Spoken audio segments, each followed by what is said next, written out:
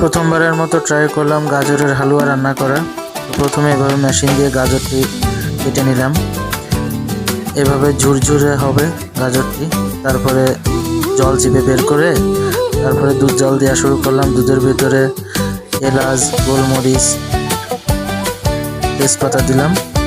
তারপরে কড়াইতে ঘি দিলাম এবং ঘিয়ে গাজরটা এভাবে ভেজে নিলাম। ভাজতে ভাজতে একসময় লাল হয়ে যাবে গাজরটি। ঠিক তারপরে দুধের মধ্যে গাজরটি অ্যাড করে এভাবে নাড়তে থাকতে হবে হালকা জালে।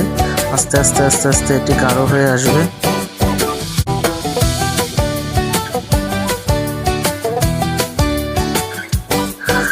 তো এখন ফুটতে শুরু করেছে।